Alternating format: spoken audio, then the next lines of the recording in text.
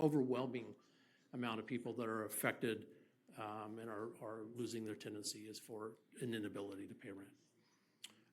During this time, 4 petitions for relief from property owners have been submitted, and 6 petitions for noncompliance from tenants have been submitted. 1 hearing has been conducted so far, and we're about to have a second one, I believe, on the 10th of December. There's a fairly robust process of paperwork and applications that have to be submitted in order for us to be able to hear one of these petitions, and the city is contracted with a separate law firm who acts as a hearing officer for those. During this time, we've had almost 1,000 public inquiries, either by phone or for email, about the program through our housing staff as well as RSG, our consultants. A little bit about property ownership in Pomona. 69% of properties are owned by individuals or entities that are not part of a large institution, so it's not an institutional or a REIT type owner for almost 70% of properties in Pomona.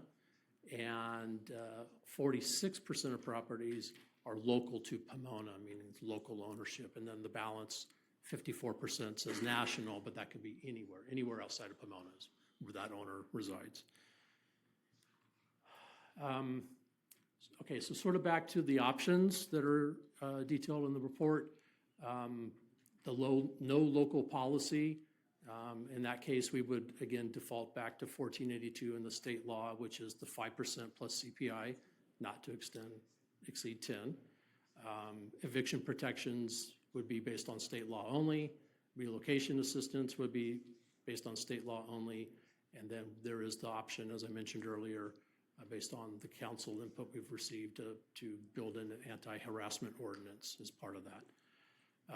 The second column is more the enhanced local protections. That would be option 2 in your staff report, where there would be a local rent cap, such as what we currently have.